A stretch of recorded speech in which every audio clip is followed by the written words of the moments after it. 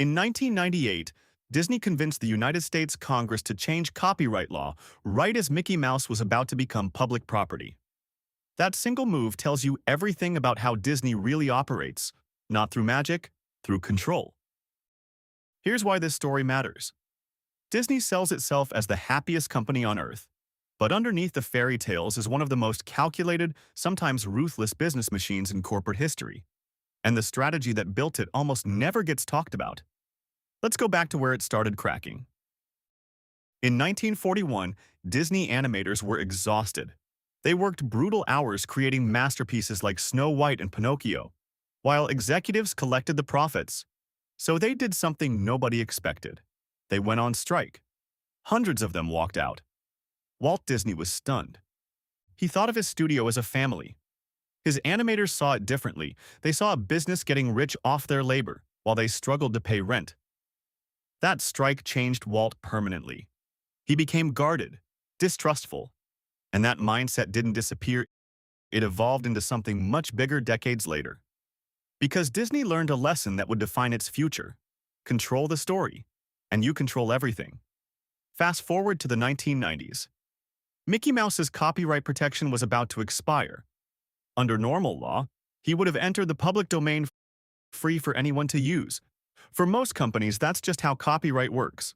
For Disney, it was unacceptable. So Disney's lawyers went to work. They lobbied Congress aggressively, and in 1998, lawmakers passed the Copyright Term Extension Act, extending copyright protection by 20 more years. Critics were so convinced Disney orchestrated it that the law earned a nickname, the Mickey Mouse Protection Act. But here's the twist most people don't know. Disney didn't stop at Congress. The company became notorious for suing over the smallest uses of its characters, not just competitors. Small daycare centers were sent legal threats simply for painting Mickey Mouse on a wall. Why would a company built on childhood joy attack children's daycare centers? Because Disney wasn't protecting a mouse. It was protecting a myth, a perfectly controlled fantasy that made the entire empire valuable. Any crack in that illusion felt like a threat to everything. This reveals something powerful about business psychology.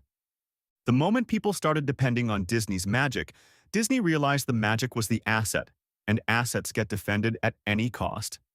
So what's the lesson here? Value isn't just created, it's protected, sometimes fiercely, sometimes uncomfortably.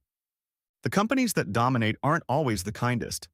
They're often the most controlled, most calculated, most unwilling to lose what they built.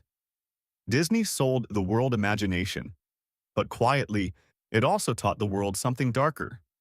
Even fairy tales have lawyers. Do you think Disney went too far? Tell me in the comments. And if this surprised you, subscribe because there's more hidden history where this came from.